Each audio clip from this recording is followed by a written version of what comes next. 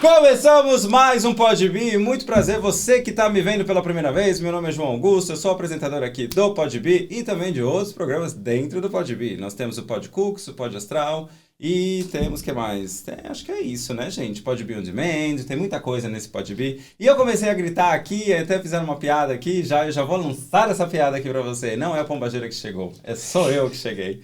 É isso aí. Bom, passo aqui para falar para vocês que se vocês não seguirem aí o Podbi, aproveita e já siga, o QR Code está na tela e também o nosso entrevistado aqui, né, a Umbanda Austrália, o QR Code na tela, dá lá um link lá, dá um QR Code na tela e já vê como é que é o trabalho deles lá no centro deles. Vamos apresentar o nosso convidado está aqui há pelo menos há mais de 10 anos na Austrália, correto? Corretíssimo. Correto, mais de 10 anos aqui na Austrália, faz um trabalho muito lindo aqui em Perth, né? Aqui perto em Balajura ou Bettrow? Balajura. Balajura. Ajuda pessoas a desenvolver o lado espiritual. Também faz o quê? Você ter um discernimento, ter um pouco mais de amor nesse coração peludo que você habita, né? Entender que o outro, né? Você não é um alecrim dourado, que a pessoa que está ao seu lado também, ela pode ter opiniões diferentes, digamos assim. Muito bem-vindo ao Umbanda Austrália! Tem 1000 palmas aqui. 1 minuto.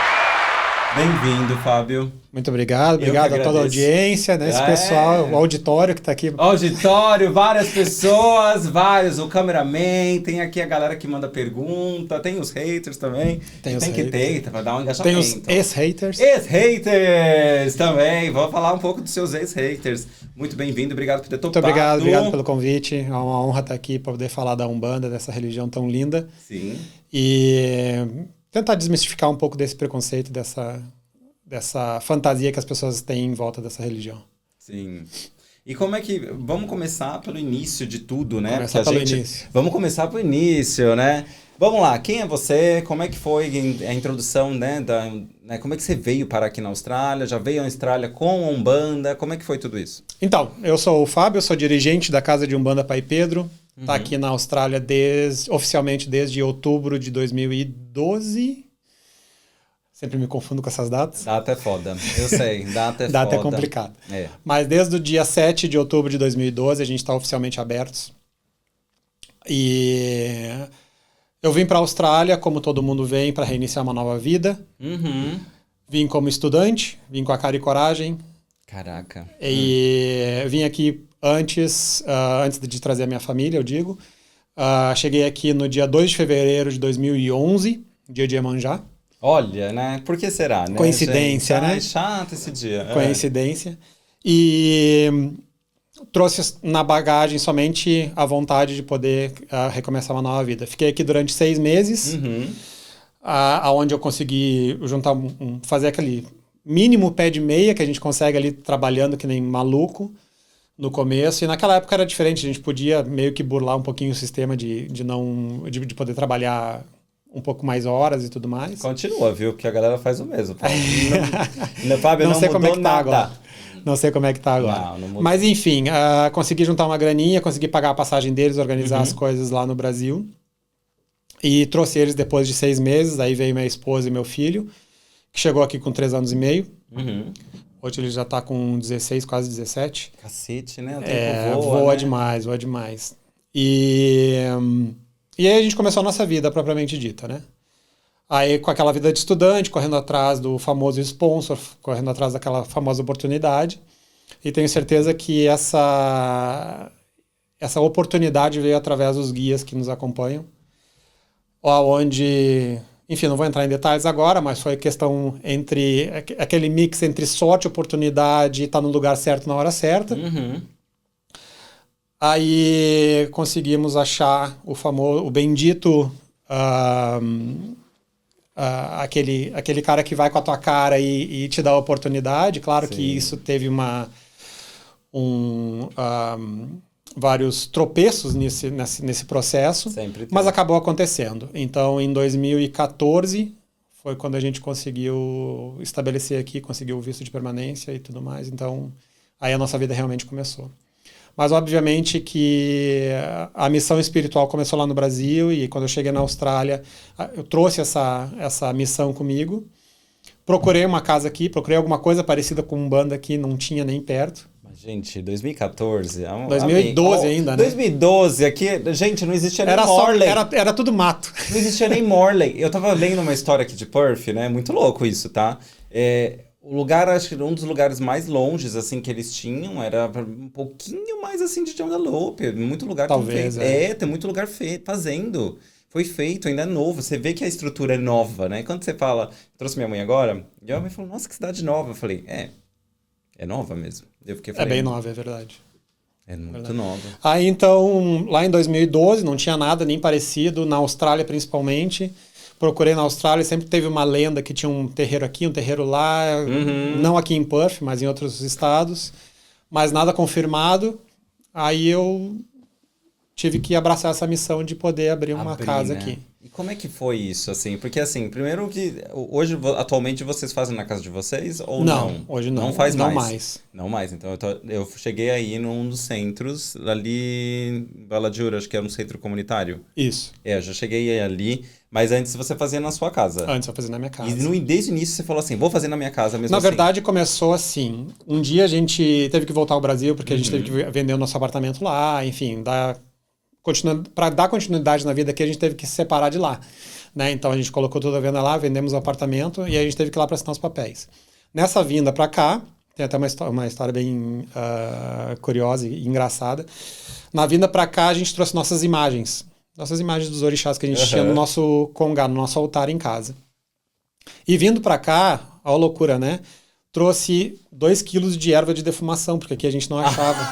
Ai, meu Deus. E quando eu caí no aeroporto aqui, que eu fiquei pensando, se abrirem a mala, o que eu vou explicar aqui que é aquele saco com 2 quilos amarrado com uma sacola de plástico? Maconha! É lógico, no mínimo. mas é óbvio. E como é que eu vou explicar sem inglês nenhum que aquilo ali era da religião? E eu lembro que passava o cachorro, eu passava o cachorro para cheirar as malas. Nossa. E eu só pensava assim, se esse cachorro sentar, porque é o sinal que tem alguma coisa errada, eu vou dar um bico nesse cachorro que ele vai sair daqui. Sai daqui. Mas deu tudo certo, graças a Deus, não aconteceu nada. Aí as imagens chegaram, a gente montou o nosso altar em casa, e os amigos que frequentavam nossa casa, o que é isso aí? E a gente explicava o que era Umbanda, assim, de forma bem precária. E aí eles começaram a nos trazer problemas corriqueiros da vida, coisas que estavam acontecendo, como é que poderia ajudar e tudo mais. E a gente se olhou, eu e a minha esposa, a gente se olhou e fomos fazer uma gira dentro de casa.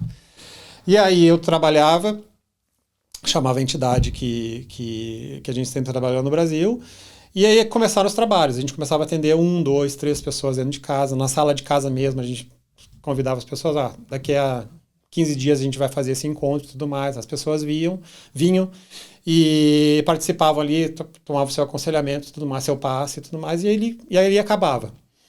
Só que começou a crescer um pouquinho mais. Vinha 5, 6, a gente começou a passar, a gente se mudou de casa, na verdade. A gente foi morar no Girraween. Sim, aqui do lado. E aí a gente tinha um pátio um pouquinho maior, a casa era um pouquinho mais organizadinha. Aí a gente montava do lado de fora de casa. No quintal de casa. Aí a gente começou a chamar mais gente. Nada oficial, sempre era embaixo dos panos. Sempre assim, gente, parecia que tem uns lugares aqui em Perth que você tem que entrar com código. Você tipo, chega na porta e fala, qual é o código? Batuque, entra aí. Macumba, exatamente. E sempre era assim, amigos, conhecidos de amigos que iam lá, tomavam o seu passo e tudo mais. E sempre era aquele negócio. Eu trabalhava, minha esposa cambonava, né? Fazia ajuda ali. Na outra semana era o contrário. No outro 15 dias, né? Na outra quinzena, a gente fazia de 15 em 15 dias. Na outra quinzena era ela que trabalhava e eu que fazia a ajuda ali. Aí, só que é do lado de fora. Então a gente conseguiu fazer isso durante o verão. E aqui o inverno é wild, né? Pelo amor de Deus, e aí vela voando. Aí quando tinha vela. Quando tinha vela. Mas era santo pra lá voando, era folha pra lá pra cá voando, enfim. Eu tô rindo com respeito, porque eu fiquei imaginando vocês correndo, assim, sabe? Tipo, segura a vela, ai meu Deus, a farofa, e vai, não sei o quê. Aí então, o que aconteceu? A gente continuava com essa prática dentro, assim, no quintal de casa, ainda muito amador, muito, enfim, né? E aí um dia eu tava procurando exatamente por Umbanda na Austrália, na internet e tudo mais, não tinha nada. E aí eu achei um fórum do Yahoo, ter uma ideia, umas coisas bem antigas, assim, perguntando se tinha Umbanda na Austrália. E aí eu respondi para essa pessoa estava em Perth. E aí eu mandei uma mensagem dizendo que a gente tinha um centro que estava iniciando ainda, que tudo mais. E aí vieram visitar. E nesse dia que vieram visitar, essa pessoa que veio visitar trouxe amigos. Trouxe duas amigas. Então eram 3 pessoas, mais as pessoas que já frequentavam. E a gente olhou assim, tinham 7 pessoas pra gente atender. A gente entrou em loucura, assim, porque tinham 7 pessoas pra atender. A gente falou... Você nunca viu. Nunca tinha... Não, e nunca teve tanta gente, assim, pra gente atender ao mesmo tempo. Nossa.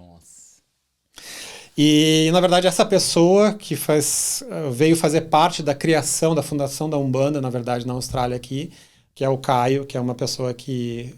eu digo que é uma entidade, na verdade, porque ninguém conheceu o Caio, porque ele só participou do início da Umbanda aqui na Austrália. Uhum. Mas foi ele que nos trouxe assim, uns novos fundamentos, novos ensinamentos e tudo mais. Era um estudante do Ciências Sem Fronteira que veio fazer aqui um tempo de estudo. E acabou fazendo parte da casa, nos ajudando muito nessa criação. Então foram os 3 pilares que fizeram a parte da fundação da Umbanda na Austrália aqui. Então, e aí começou, né, propriamente dito, e foi nessa data, quando eu respondi esse post, que eu conto como a fundação da Umbanda na Austrália, que foi do dia 7/10 de 2014. 12, desculpa. 2012, viu? 2012. Viu como é ruim? Começou ruim de data. Temos um assistente aqui. Ainda bem que eu tenho um espíritozinho ali, né, que falar comigo. Ninguém não aparece nas câmeras, não vai estar ali falando mas comigo. eu vou tirar uma foto dela assim. Depois ela vai aparecer.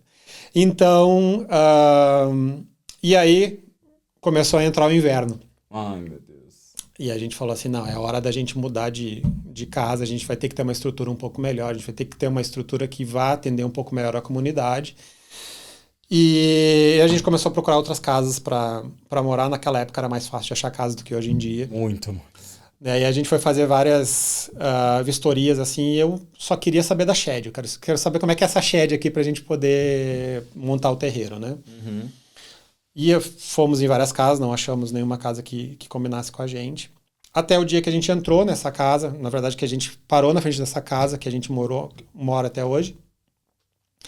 E é muito engraçado que é feeling, né? É o sentimento quando a gente quando a gente chega no lugar.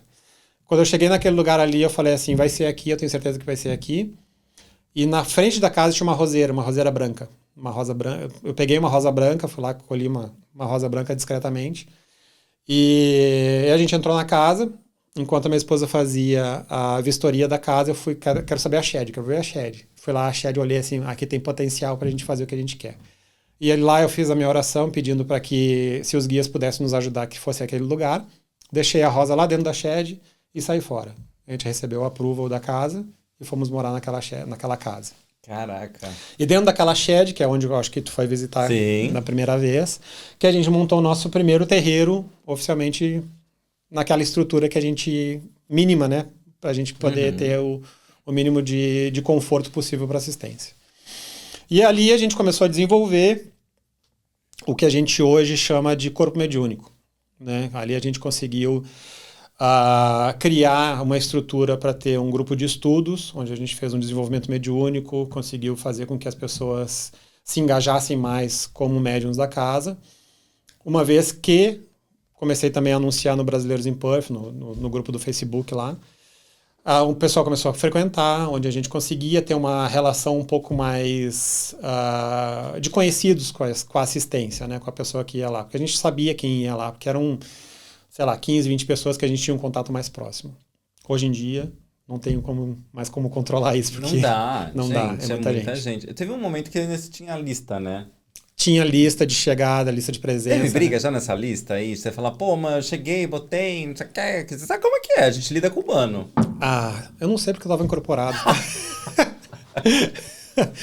Mas, aquela vez assim, mas os bastidores... Mas possivelmente tenha tido, né? A galera falou já pra mim, assim, quando eu já fui, não mais assíduo, mas eu digo, mas já fui mais finais de semana seguidos, e a galera fala, pô, eu coloquei, já acabou?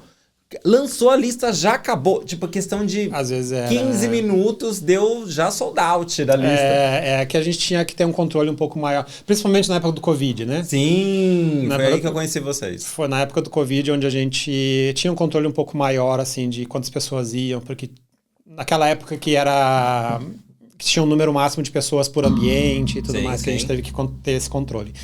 Então a gente tinha essa lista de... meio que lista de presença, assim, meio que obrigatória, né? Sim, eu também acho, né? Que a gente...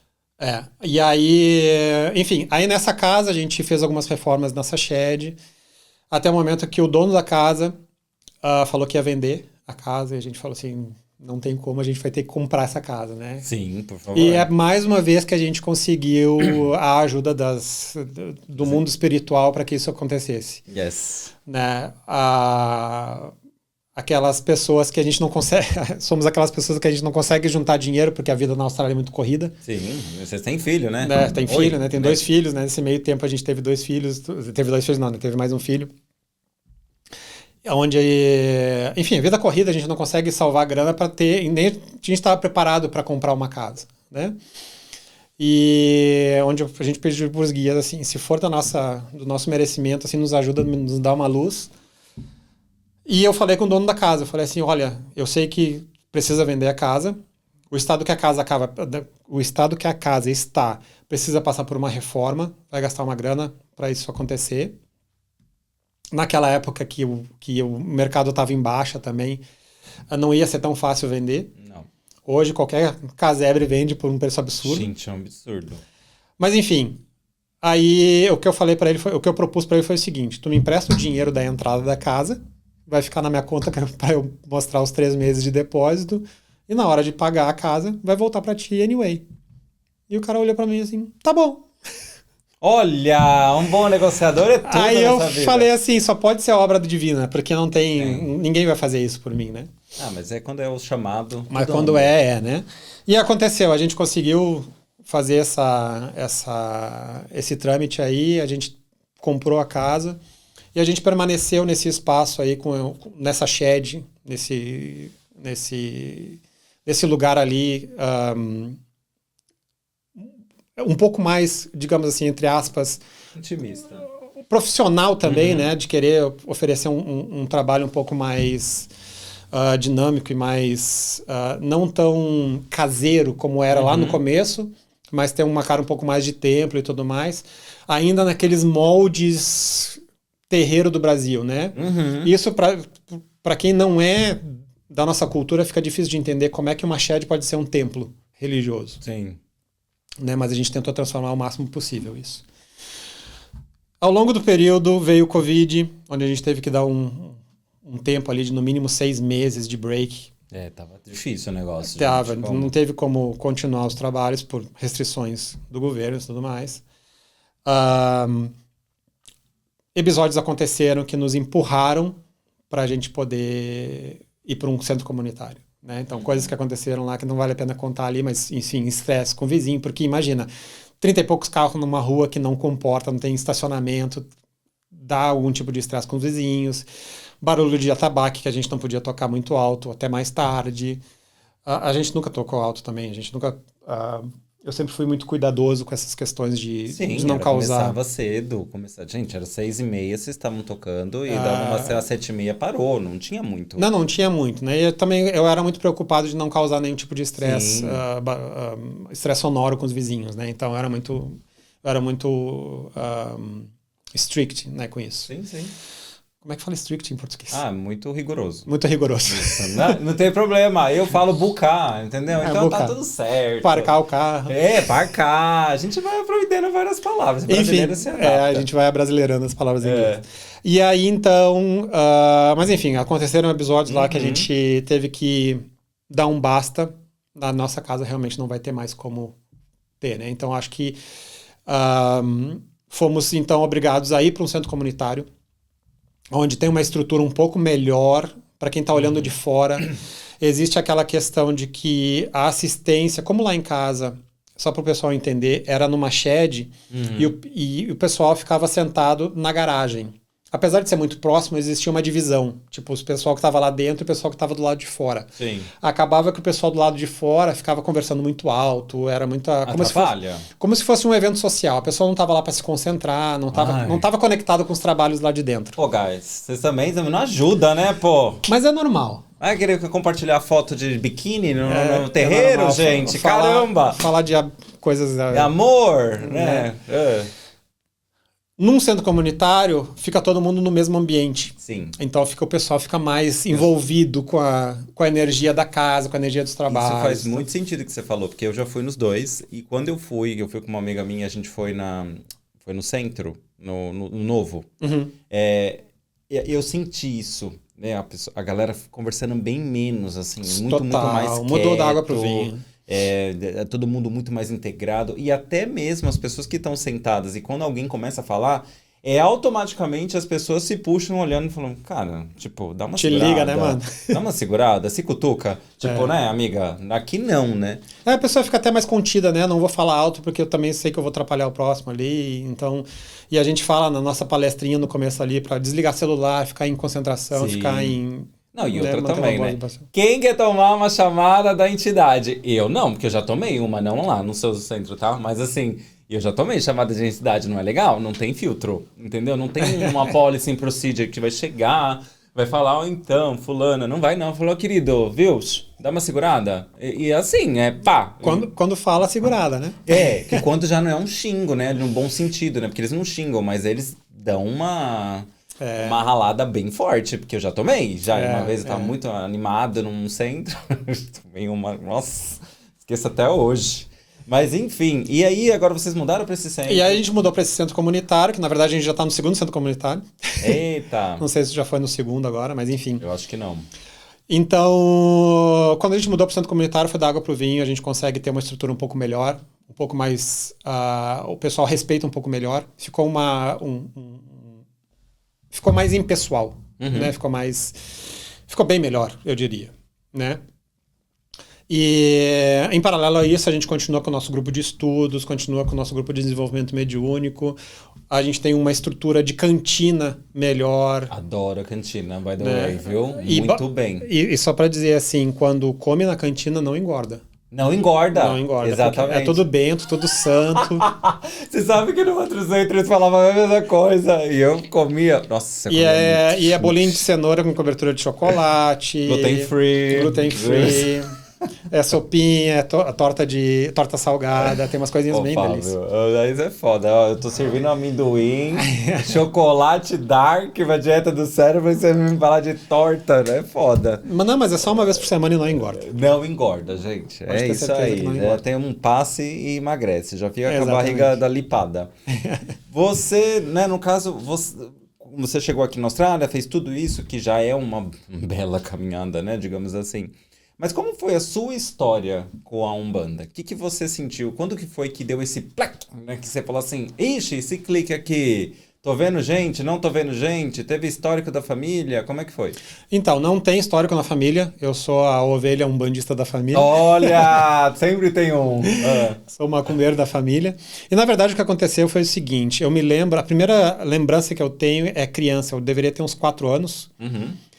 E eu tive um episódio de uma doença no qual eu lembro de ter sido hospitalizado. Certo. E lembro de sair do hospital e ir para uma casa fazer um trabalho de... Eu não vou saber o que era o trabalho. Eu sei que eu participei de um trabalho que era de cura. Só isso que eu sei. Não lembro quem foi que me levou. Eu sei que, obviamente, minha mãe estava junto. Uhum. Mas minha mãe nunca foi de frequentar, de ser uma assídua, né? Sei que eu fui com ela e sei que participei desse trabalho. É disso que eu me lembro. Só isso. A partir daí... Tá fora do ar. Tá fora do ar? Pode falar, a partir daí... A partir daí, eu lembro que existia o ensino religioso no Brasil. Nas escolas, né? Sim. Que, na verdade, não era ensino religioso, era ensino católico, né? Na verdade é uma obrigação. É uma obrigação. Não, só que não era obrigatório, né? Essas aulas de catolicismo, na verdade, dentro das escolas do Brasil, né? E aí eu falei pra minha mãe, não quero participar, não me sinto à vontade, não me sinto bem. E ela, não tem problema, foi lá, assinou o termo lá que eu não ia participar da aula de religião, né? Lembra da aula de religião nas escolas do Brasil? Era isso. Então, e eu sempre gostei, assim, sempre me chamou a atenção essa questão da espiritualidade. Alguma coisa me chamava para esse canto. Durante a adolescência, a moça que trabalhava na nossa casa, a nossa ajudante do lar, Ela tinha uma amiga, sempre tem aquela amiga da macumbeira, né? Sempre tem uma bezendeira na rua. Sempre tem alguém, né? Tem uma que passa com a espada de São Jorge. E aí a gente tava passando por uma dificuldade, que eu não lembro exatamente o que era. E aí a gente começou a frequentar essa macumbeira, que era lá do outro lado da cidade. E coisas aconteciam que eu ficava assim, nossa, como é que... Ficava várias lacunas, assim, como é que isso funciona, né? E sempre me trouxe essa curiosidade, assim, de ir atrás. Sim. A minha adolescência quase adulta, naquela época que a gente vai pra balada, aquela molecagem de 16, 17 anos que vai pra balada fazer loucurada, eu ia pro terreiro. Olha! Eu ia pra macumba. Ó a balada. Eu ia participar de gira, de umbanda, e adorava estar em contato com os pretos velhos, com os caboclos, com Exu e Pombagira, achava aquilo lá assim, coisa de outro mundo. Mas um trocadilho. Aí então, isso era lá na zona sul de Porto Alegre, longe da onde eu era, onde eu iria morar mais no futuro. Aos 22 anos de idade eu saio de casa, vou morar mais pro centro da cidade, onde eu encontro minha mulher, minha esposa hoje, né? Sim. Encontrei na internet. Vocês se encontraram lá? Nós nos encontramos Nossa história é muito louca. A gente morava na mesma rua e a gente se conheceu pela internet. Gente, como assim, gente? Né? No chat do Terra. Olha, nossa, gente, você me deu agora, nossa, puxei deu um flashback folder. agora. Nossa, eu ficava no chat, né, também, né? Quem nunca, né? Quem nunca, na nossa geração, você que é a geração Z, você não vai entender isso. Não vai entender. Mas enfim, a gente acabou se conhecendo pela internet e aí surgiu a oportunidade, e aí depois anos se passaram, tô fazendo encurtando muito essa história. Ela foi trabalhar numa cidade bem próxima de Porto Alegre, Canoas. E lá ela conheceu uma pessoa, e essa pessoa conhecia um terreiro. Conversa vai, conversa vem, vai visitar o terreiro. Ela teve um sonho, falou para essa pessoa que também era meio bruxa. E precisa visitar esse terreiro. Ela foi visitar o terreiro, gostou, voltou para casa. Ela sabia que eu era de terreiro, que eu gostava de frequentar terreiro, mas até então não tinha achado nenhum lugar para frequentar.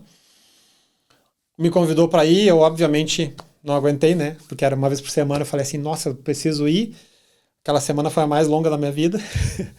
Começamos a frequentar esse terreiro e quando a gente chegou nesse terreiro, assim, eu entrei e falei assim, nossa, tô em casa. Me senti em casa, me senti muito bem acolhido.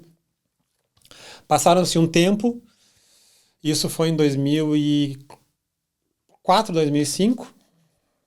Aí a gente começou a frequentar regularmente, toda semana a gente ia. Começou um curso de desenvolvimento mediúnico na casa. Eu falei assim, é hora. Acho que chegou a hora. Não... Eu tenho uma história já dentro da religião de que eu sei que eu gosto disso aqui. Eu encontrei um lugar onde eu me identifiquei e bateu aquele sininho lá dentro do coração que dizia, é hora de começar. Comecei a fazer parte da corrente mediúnica, de desenvolvimento mediúnico, estudar o que era religião, os porquês, isso e aquilo. E comecei a trabalhar nessa casa. Aí a minha esposa entrou logo em seguida também, e a gente fez o curso de desenvolvimento mediúnico junto com o curso de formação de sacerdotes, de Umbanda. Nos formamos nessa casa, trabalhamos nessa casa até o ponto de 2010, onde a gente veio para a Austrália em 2011. Caraca! Nossa. E aí a gente volta o fita pra gente saber o que aconteceu pra cá. Gente, mas era muito predestinado, né? Era uma coisa que faz parte da nossa vida, né? E durante esses estudos, quando a gente se forma sacerdote, a gente promete que a gente vai levar a palavra da Umbanda, a palavra da religião, seja onde a gente for. Né? Chegando aqui, não tinha quem conduzir, então eu falei, então é minha vez de... A gente se depara com a situação de que cai a ficha que agora é minha vez. Exatamente. Entendeu? Então, e a gente só aprende fazendo. Não tem como ser diferente. Não aprende. Não aprende. Você aprende errando, aprende fazendo, aprende consistência. É um conjunto, né? Exatamente. Nossa, que legal. E no começo, quando você, né, lógico, né? A comunidade brasileira, a gente sabe que a Umbanda é uma religião brasileira, correto? Me corrija tudo, tá? Eu tô aqui, vou falar, e aí você vai e me corrija tudo. É a religião brasileira, graças a Deus. Aí, Brasil, levanta a flag. Então, assim, a gente sabe que é muito uma religião brasileira, a gente se sente acolhido, a gente sabe muito bem disso. Mas, quando você conseguiu, né, estabilizar, pegou a sua casa, agora, começou a ter coisas... Que tem a parte também que não é muito legal, né? A gente sabe muito bem disso, que tem uma parte que é legal, que todo mundo vai lá, não, que legal. E tem uma outra parte também dessa parte cultural, né? Que as pessoas também não entendem aquilo. Não, você falou do seu bairro, né? Até um pouco assim, entrando um pouco nisso. Teve coisa do brasileiro também, te dando umas cornetadas, falando, não, você tá vindo aqui, sabe? Tem muita coisa de religião no Brasil também, que é a parte dos evangélicos, tem a parte do católico também, que agora tá um pouco melhor. Eu acho que 2024 a gente tem um leque de possibilidades no Brasil. Agora eles falam também de Quimbanda, né? Eu já estava vendo sobre Quimbanda também e outras coisas. Você sente que é um pouco mais abrangente em questão a Umbanda hoje aqui, né? Que é muito mais aceita hoje atualmente do que quando você começou? Eu acredito que a gente vem quebrando esse preconceito ao longo do tempo. Uhum. Quando eu cheguei aqui, era muito mais... Não é que era muito mais, mas era... O preconceito, ele existe, não adianta a gente querer tirar da pessoa, né? Existe... A pessoa realmente não sabe o que é e muitas vezes, por causa disso, já não quer se envolver. Certo. E tem um pré-conceito, não um preconceito, mas um pré-conceito de que aquilo ali é uma coisa que mata bicho, que faz amarração e tudo mais. Existem pessoas que fazem as coisas erradas em nome da religião, sim. Assim como tem advogados que fazem coisas erradas em nome da advocacia, médicos que fazem coisas erradas em nome da medicina, e assim por diante. Em todos os lugares tem aquelas pessoas que fazem as coisas certas e as coisas erradas. Nem por isso todos têm que entrar no mesmo balaio. Sim. Né? Mas, graças a Deus, a gente vem ao longo desses anos quebrando essa barreira, mostrando que a Umbanda não é uma religião onde a gente faz amarração, onde a gente traz o marido, a pessoa amada em 3 dias, aonde a gente faz milagres absurdos, aonde a gente, enfim, faz aquelas... Consegue visto, né? O caboclo agente de imigração não existe. Então, a gente vem aos poucos quebrando essa barreira do preconceito. Hoje eu acredito que a Umbanda ela é bastante respeitada, justamente por causa desse trabalho de formiguinha que a gente vem fazendo ao longo do tempo. Né? Mas se a pessoa tem preconceito, não vai ser eu que vou mudar o preconceito dela. Exatamente. Né? Então, eu faço o meu trabalho, tento fazer da melhor maneira possível. E se a pessoa chega com aquele negócio assim, mas eu acho, se a frase já começa com eu acho, então é problema seu, não é meu. Exato. Arrasou. Vamos falar um pouco dos rituais de vocês? Assim, eu acho, né, tem rituais muito bonitos, né? Como é que são os rituais típicos da Umbanda? Para quem não sabe. Vamos falar para aquela pessoa que nunca frequentou uma gira de Umbanda. Exatamente. Você que aqui chegou like a virgin, agora essa é para você. Aquele que nunca frequentou e que tem um certo receio de frequentar. Exato. Sabe o que é Umbanda. Aliás, não sabe o que é Umbanda, mas acha que sabe o que é Umbanda. Mas eu não vou no terreiro porque eu tenho um pé atrás, eu não sei o que é. Que eu vou ver uma galinha, não? Ou gente. Que vai receber o santo. Né? A galera com medo, né? Não, a galinha não vai ver que...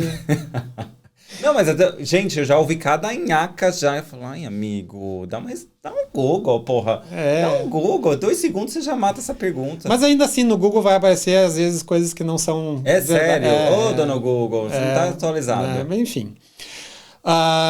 Quem for no terreiro pela primeira vez, o que vai encontrar? Gente que tá lá, que não é perguntado da onde que vem, por que tá lá, qual é a tua classe social, qual é a tua preferência sexual, quanto que tu tem no banco para nos ajudar. Não existe a venda de terreno no céu, ninguém promete nada demais lá. Ela vai chegar, vai botar seu nome na lista, vai sentar na assistência, né? Primeiro vai passar pela cantina, comer um bolinho de cenoura, comer um bolinho... Né? Que não engorda, que é de gluten free, todos carai. Né? E...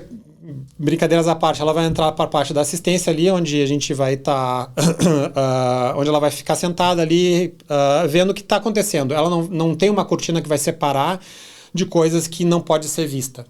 Né? Então, tudo que a gente faz é aberto ao público. Né? A gente vai começar o nosso ritual às 7h30 da noite. A gente pode responder depois por que é às 7h30. Vamos, tem umas perguntas aqui, bem babado. E eu falo ali um pouquinho da nossa... como é que funciona a casa, o que vai ser a gira da noite, né?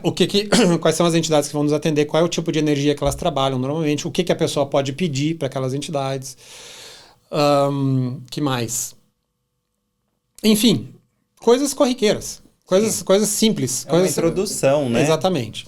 A pessoa vai passar para atendimento e vai dizer ali, vim aqui porque eu quero resolver, sei lá, quero vender meu apartamento no Brasil.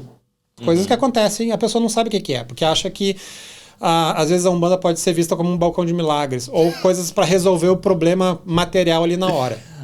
Né? A entidade que está ali manifestada no médium vai dizer, desculpa, mas eu não trabalho dessa maneira, não é isso que eu venho te oferecer, eu venho te oferecer o que tu pode fazer para melhorar como pessoa. Por favor. Entendeu? E às vezes a pessoa nem sabia que era daquele jeito que ela ia ter que falar. Ela achou meio que a Wish. Ela achou que era a varinha de condão ali. Fazer um plim-plom ali e vai funcionar. Então, a gente quebra já esse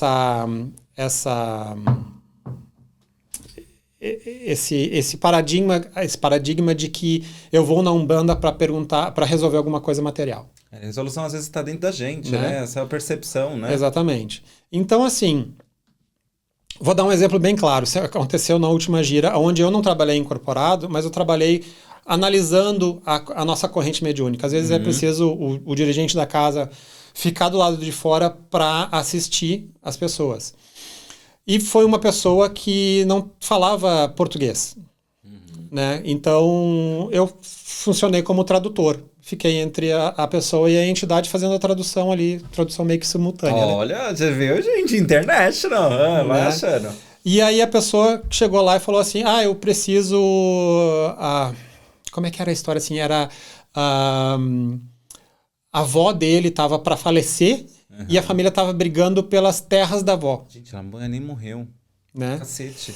Como é que ele podia fazer para organizar a família? Porque tava todo mundo brigando entre si para saber quem é que ia ficar com o quê. Fofo, em partes. Assim, né? Para você apaziguar. Ele tava no papel de, tudo bem, né? Ele vai ser o meio campo ali da galera. Mas o conselho da entidade foi... as pessoas precisam sentar, conversar e se amar entre outras como família.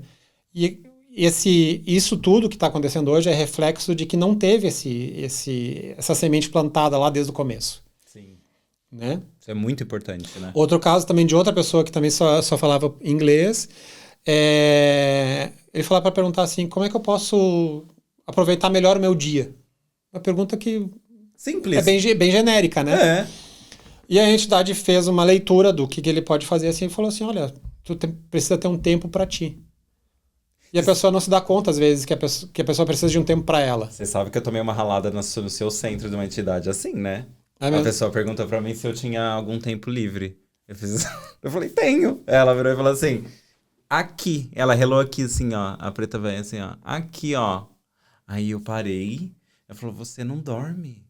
Filho, você não dorme. E aquilo me tocou, que eu tive que botar assim, sentar. Assim, eu falei, nossa, realmente. Porque eu tô deitado aqui, ó. Tá assim, e ó. a cabeça girando.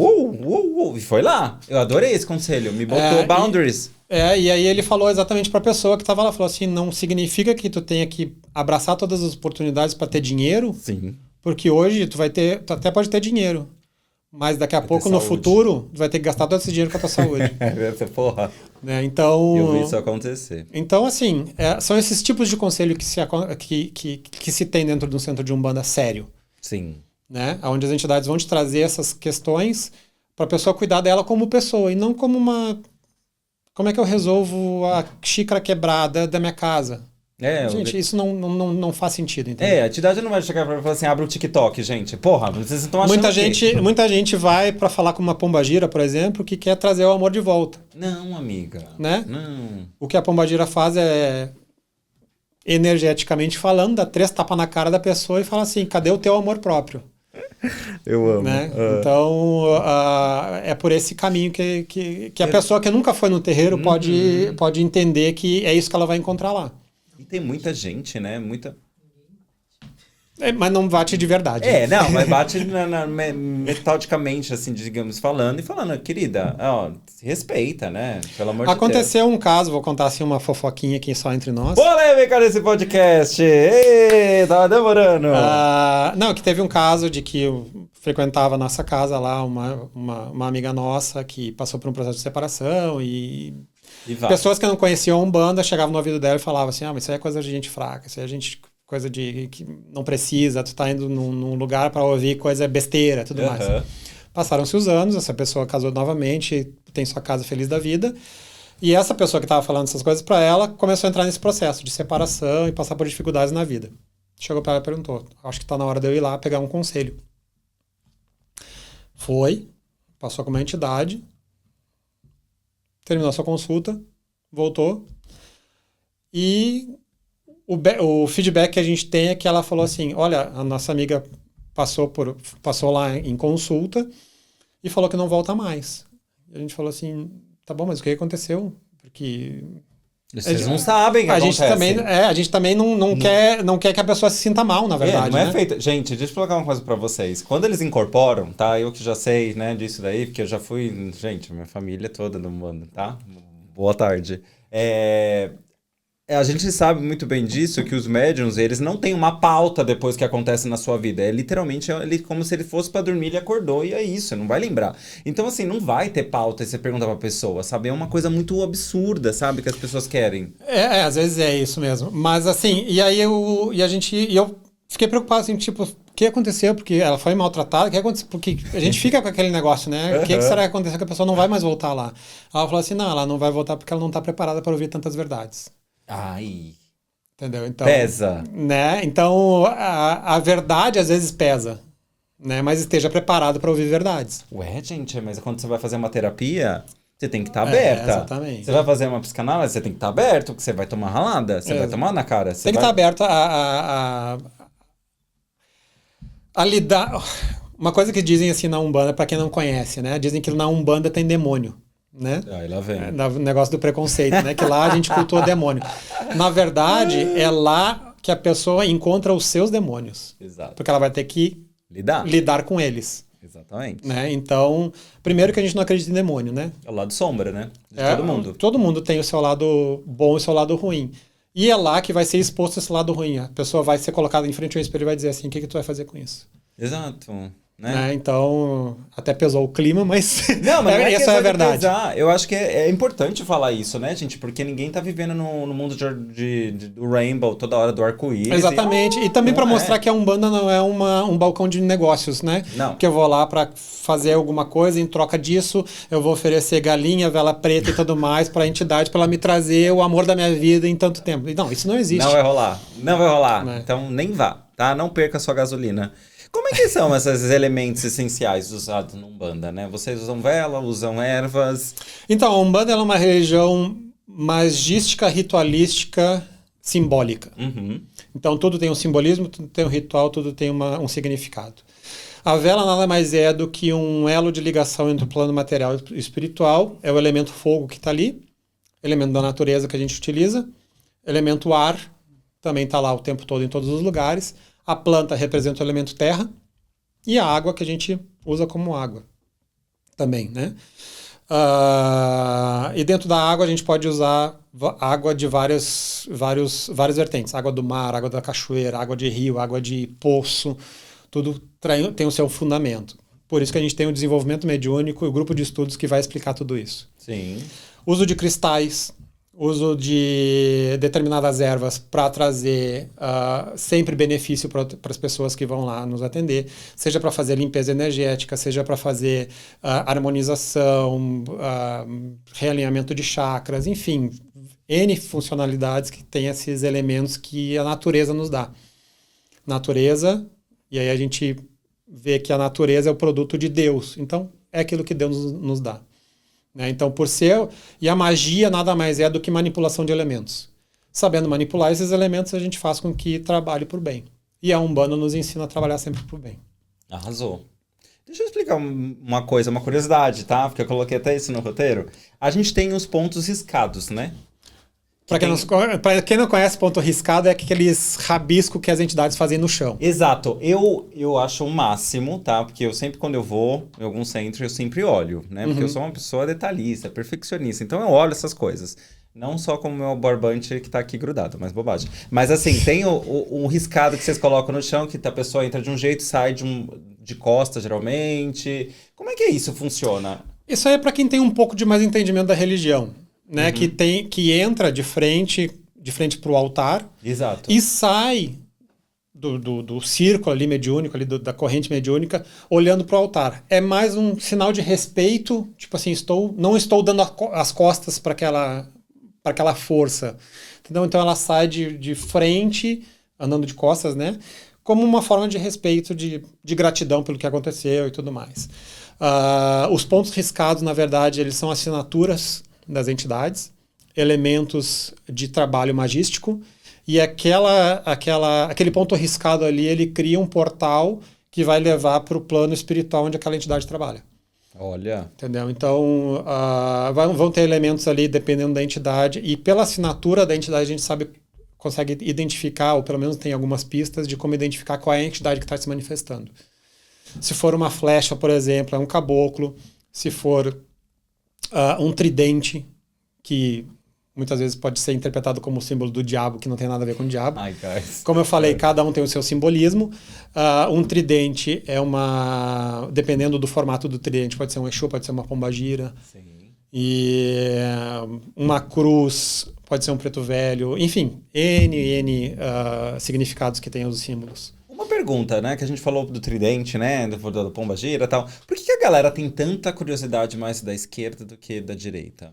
Tem curiosidade e preconceito, eu diria, né? Mas tem curiosidade? Curiosidade também. Por quê? Porque Exu e Pombagira são aquelas entidades que, no plano espiritual, estão mais próximos da gente.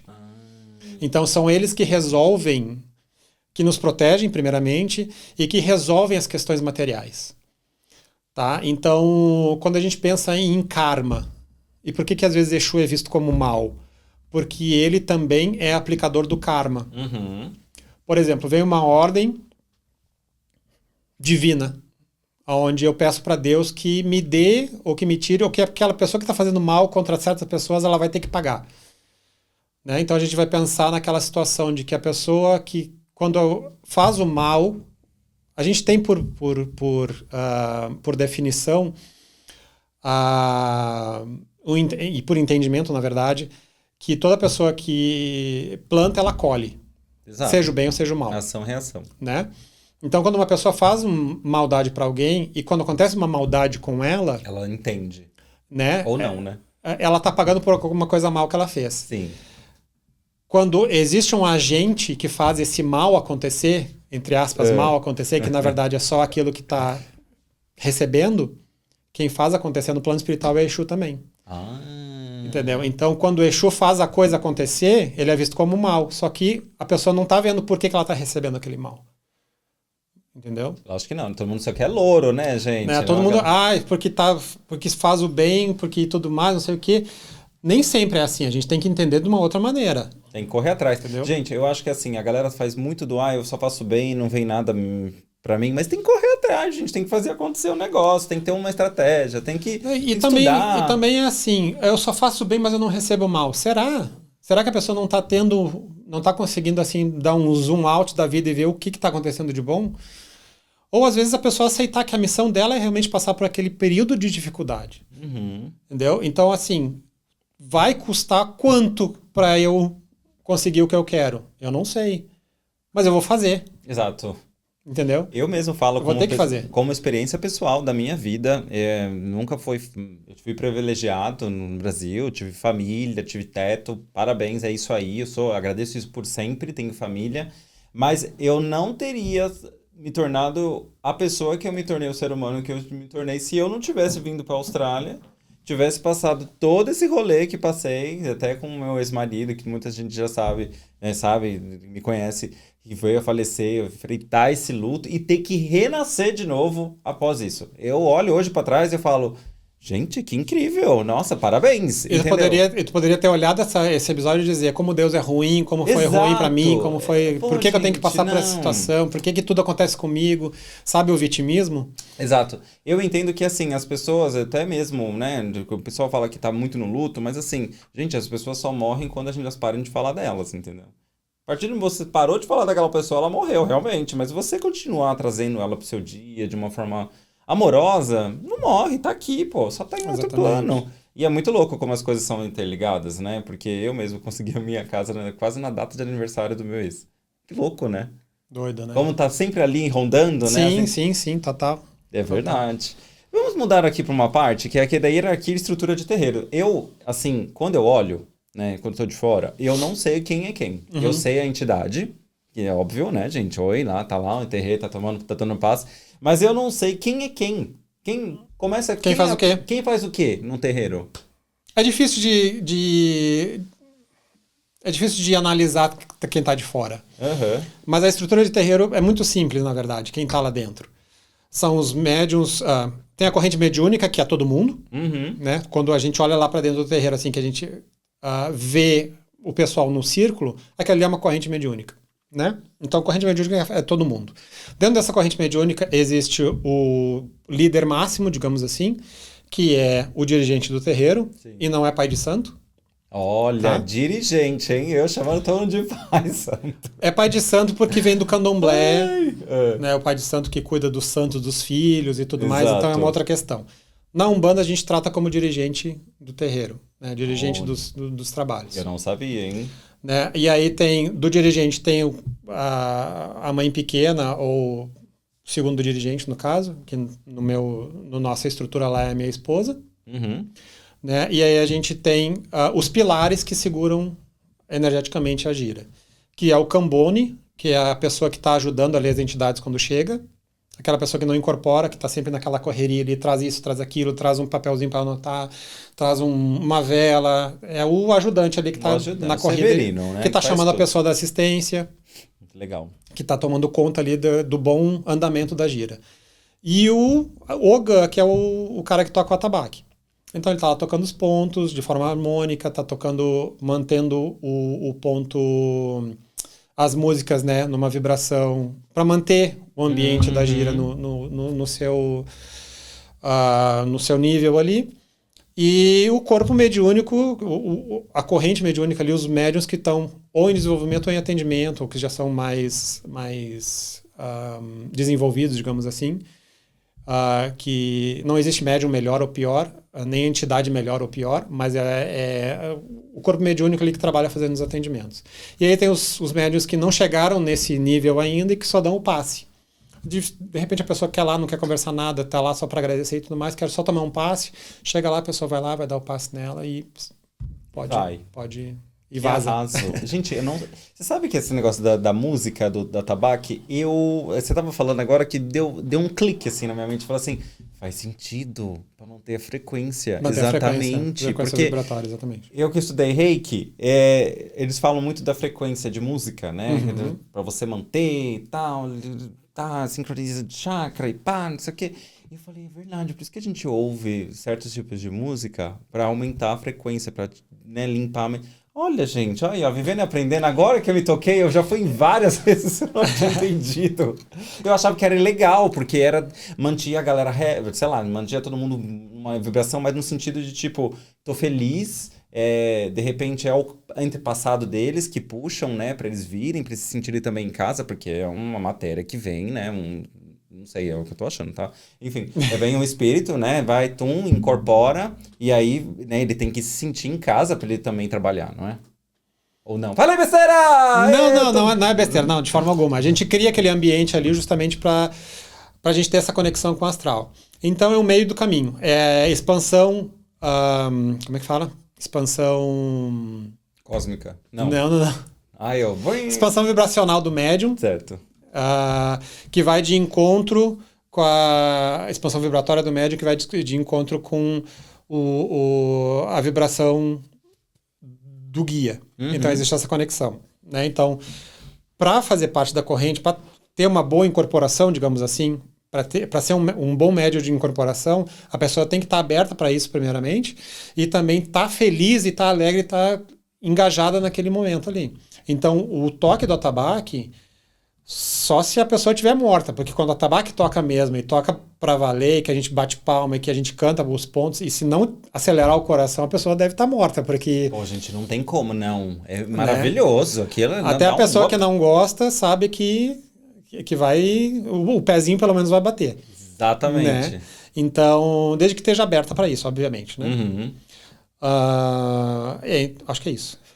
E deixa eu te perguntar uma coisa, digamos assim, né? Como é que é o processo de desenvolvimento, né, de mediúnico no centro? Por exemplo, você tem um estudo, né? Eu vejo, tá? Eu acompanho as postagens. Então, eu vou lá e falo assim, eu quero participar. Tem uma fase, por exemplo, ou todo mundo que entrar agora entra na mesma fase? Tem um level diferente? Esse está mais desenvolvido? Não? Como a gente tem o grupo de estudos que começou esse ano, né? O grupo de estudos que começou esse ano, a gente tem uma série de estudos que a gente meio que nivela todo mundo. Certo. Né? Então, se a pessoa tem algum conhecimento já, ela vai ver, inclusive vai ver o básico. Onde a gente vai trazer questões dos porquês das coisas. Né? O desenvolvimento mediúnico, ele começa no entendimento de por que as coisas acontecem. Onde eu vou começar a separar o que é, o que não é dentro da religião, dentro da visão da religião. Eu sei que está muito genérico o que eu estou explicando agora, mas só vai fazer sentido quem fizer parte do grupo de estudos. Sim, gente, depois tem um Google. Né? Mas, enfim, eu tenho que entender o que é Umbanda, o que não é Umbanda. Né? A aula de ontem, por exemplo, foi exatamente sobre isso. O que não é Umbanda? Então, eu separei o que é Espiritismo, o que é Candomblé, o que é Quimbanda, o que é Jurema, o que é o catolicismo, que são todas essas fontes que a Umbanda bebe para poder se formar o que ela é hoje. Então eu começo a separar o joio do trigo. É isso, isso e aquilo. Então tá. Então a partir de agora vamos ver o que é o que. Aí a gente começa a estudar o que é Deus, como é que Deus se transforma nos orixás, como é que os orixás suportam as linhas de trabalho, que são dos pretos velhos, dos caboclos, dos herês e assim por diante. E aí, depois disso, a pessoa entendendo toda essa parte, como é que funciona a questão dos pontos riscados, dos pontos cantados, que são rezas e tudo mais, o uso de ervas, o uso de cristais.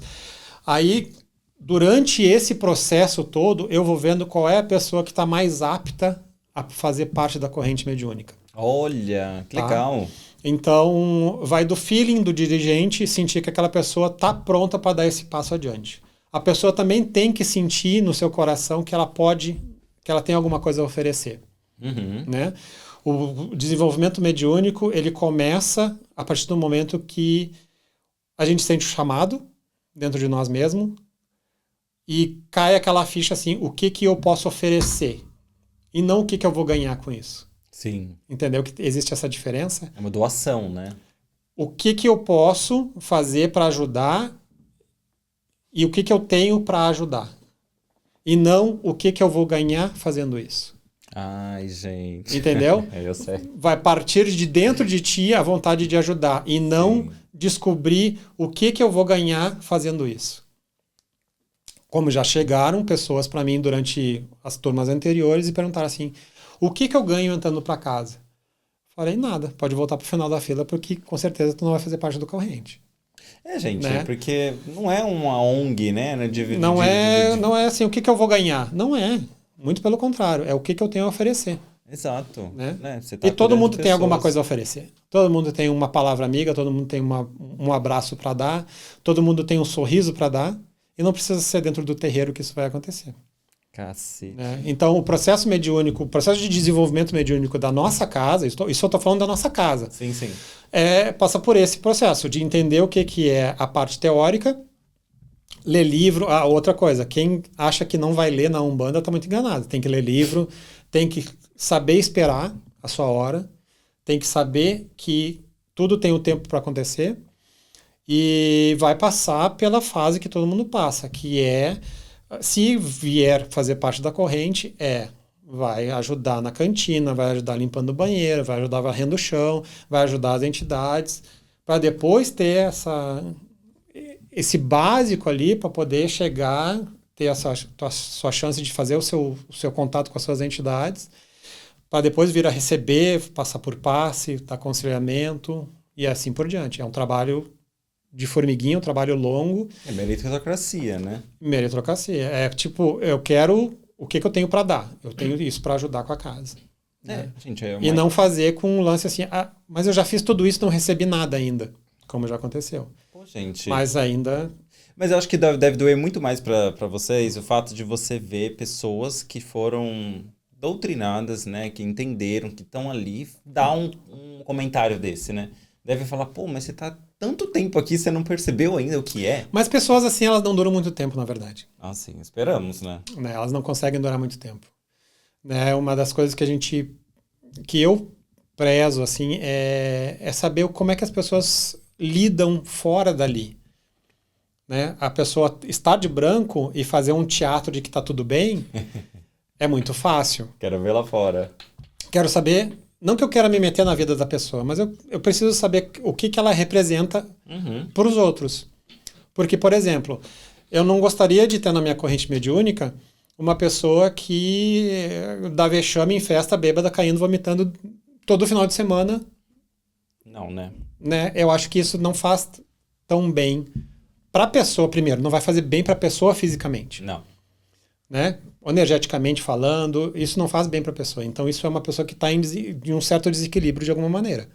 Seja psicológico, seja energético, seja espiritual, seja o que for. Então, se ela vai fazer parte do terreiro, ela primeiro tem que se equilibrar nessas questões para poder, sim, ter acesso à espiritualidade superior. É sobre isso, né, gente?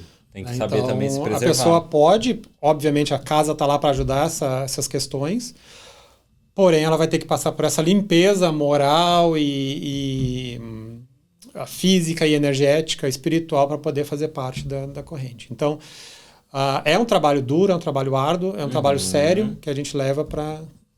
Eu sempre falo, né? Doente não ajuda doente. Não então, dá. Não dá. Como que você vê hoje a Umbanda na sociedade contemporânea? Ainda sofre muito preconceito, principalmente no Brasil, né? Mas eu acho que a Umbanda ela é uma peça fundamental como ferramenta para entender e incluir pessoas na sociedade. Então, a partir do momento que eu entendo o que é a Umbanda, eu tenho o coração mais aberto, eu tenho minhas ações mais... eu tenho ações sociais, eu tenho a forma de lidar com as pessoas de uma maneira diferente. Entendeu? Eu vou respeitar mais a pessoa também, vou dar o espaço que ela precisa para ela se manifestar da maneira com que ela quiser. Ou seja, não vou me meter no que ela está falando, no que ela está vendo, porque aquilo ali é uma escolha dela. Então, eu, além de utilizar a Umbanda como um meio religioso, eu utilizo ela como uma filosofia de vida. Então, para quem está dentro da Umbanda, entender isso, eu acho que é muito importante. E, infelizmente, as pessoas não se dão essa chance de entender e de conseguir cultuar a Umbanda dessa maneira. Não. Você acha que disso tem muita intervenção hoje, até mesmo com... Acho que isso no fato, digamos, da social media, né, e tudo mais, você tem hoje muita coisa, tem muita coisa de história, tem muito conteúdo hoje. Você dá um Google no TikTok, mas puf, o algoritmo começa a te mandar muita coisa. Você acha que hoje tem essa intervenção também aí da internet aí no A internet ela veio para facilitar muito a vida do umbandista, digamos assim. Veio para nos ajudar a desmistificar o que a gente consegue atingir muito mais pessoas. Eu, particularmente, não consigo fazer parte de... Eu gostaria muito de ter essa desenvoltura de fazer vídeos explicando o que é Umbanda e tudo mais. Mas por que você acha que você não tem? Agora eu já vou entrar num lado coaching. Porque eu acho que eu não sei lidar com essas... Com a câmera. Isso. Com a câmera, depois entendeu? a gente conversa sobre isso. E eu também... Eu não sei. Tem certas coisas que a Umbanda ela traz uma questão muito pessoal... que hoje existe a Umbanda online, por exemplo. Pessoas que fazem desenvolvimento pela internet, coisa que eu acho extremamente errado. Respeito quem faz, respeito quem acredita, mas para mim não funciona. Eu gosto muito de ter o contato com a pessoa. Sim. Eu tentei fazer, por exemplo, um grupo de estudos online. Pessoas que a gente se encontrava toda semana... Só que não tem a mesma pegada, sabe? Não tem a mesma troca de energia, não tem a mesma interação, não tem. Era um monólogo, as pessoas ficavam assim. Porque não tá ali. né? A pessoa às vezes está ali e às vezes está olhando o celular de canto, sabe? Não está envolvida. Então, eu gosto do contato físico, entendeu? Cara a cara. Mas enfim, a Umbanda veio através da internet para facilitar essa coisa, mas também veio para trazer essas facilidades, né? De que às vezes as pessoas utilizam a Umbanda justamente para coisas erradas. Então, tem os dois lados. Tem os dois, né? Os dois polos.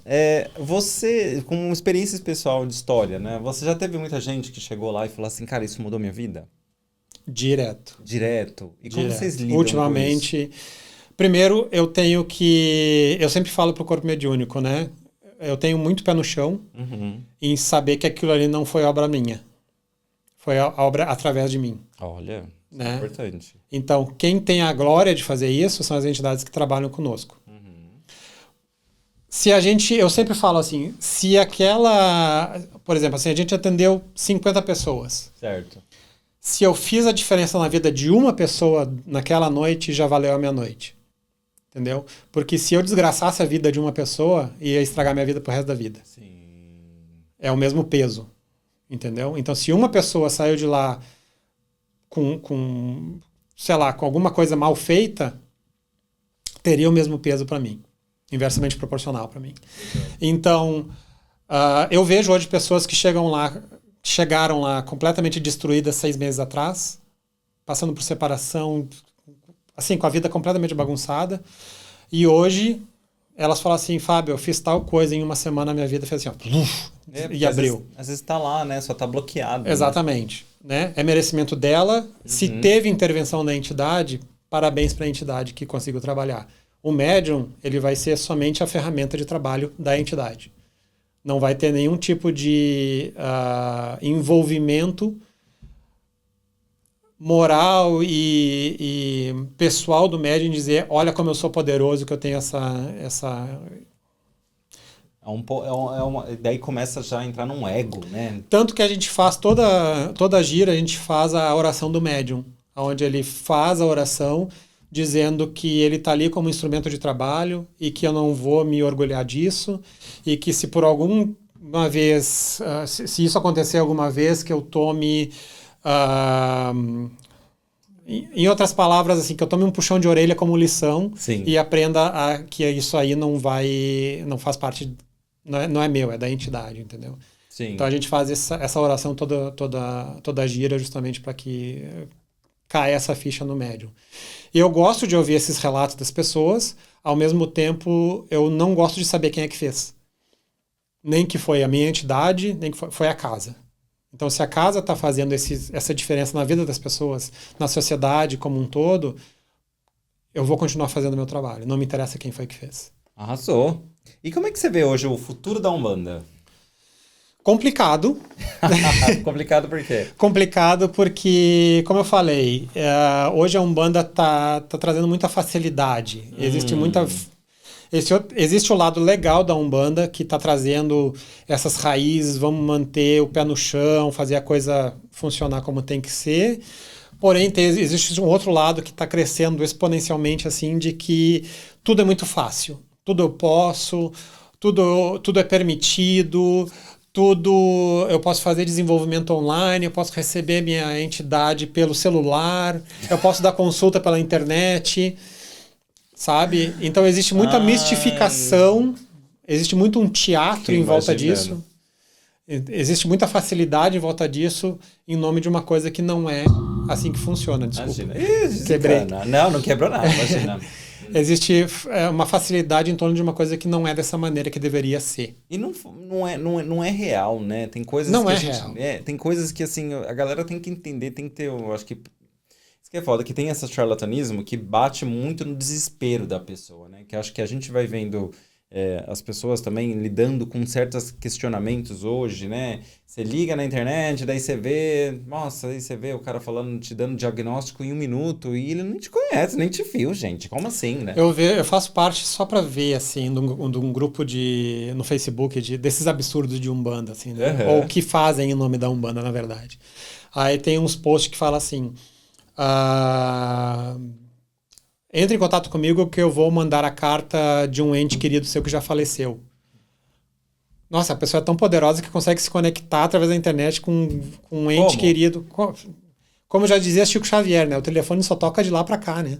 Exato. Entendeu? Então, existem essas facilidades, venda de sonhos absurdos que não existem, N trabalhos, desde amarração a coisas que não dá nem para contar, assim, de tão absurdas que são. Né? Recentemente, inclusive, né, fiquei sabendo de casos absurdos de... Para você ter uma ideia, assim, a que ponto chega, né? Que existem, vamos botar entre aspas bem grandes, assim, dirigentes de terreiro que fazem desenvolvimento mediúnico se as filhas de santo, entre aspas, né, tiver relações com ele, sabe? São as coisas tão absurdas que acontecem no Brasil e fora dele que, tipo, a gente fala, oi? E porque a galera cai, né? Eu que não entendo. Como que cai? Porque é muito fácil lidar com o medo das pessoas, né? Lidar com o desconhecido. Então eu poderia... N situações já aconteceram pra mim que eu poderia muito bem manipular a pessoa. Uhum. Se ela tivesse caído nas mãos erradas, ela poderia ser facilmente manipulada. Entendeu? E então eu dou direcionamento pra ela, não é assim que funciona, não cai, não vai nessa, não faz tal coisa, não vai por esse lado porque não vai funcionar. Tu vai ficar presa. Não é assim que funciona o plano espiritual. Entendeu?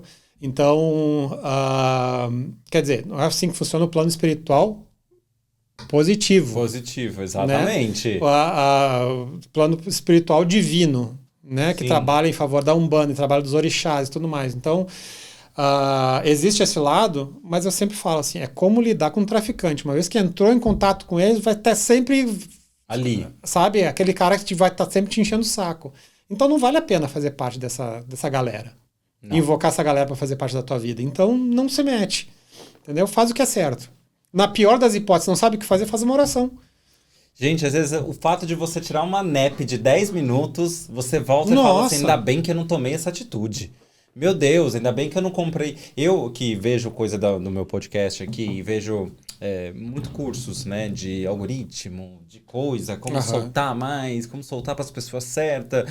Você começa a ver que é tudo o mesmo do mesmo, entendeu? Você paga um curso aqui, daí você paga um outro curso aqui, que é importante, né, para conhecimento. Quando você vê o terceiro, você fala assim, esse copiou desse, que copiou, melhorou um layout, aí ele falou mais três vezes. Falou a mesma coisa de forma diferente. Cara, você fica lá, pô, tudo bem que é um dinheiro investido em conhecimento. Mas pelo menos eles estão falando a mesma coisa, né? Pior é quando tem as coisas que falam que não tem nada a ver uma coisa com a outra. Muda tudo, começa tudo do zero. Ou então entra a facilidade, assim, paga pra ter tantos seguidores. Tu sabe que não é verdade. Não, vai ter um robozinho lá na sua casa. Entendeu? Né? Difícil.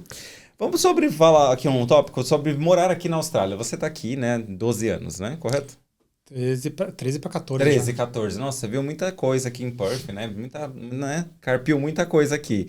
O que você acha que morar aqui é um tabu que não mostra nas mídias e que poderia ter mostrado? Pode ser uma coisa boa, pode ser...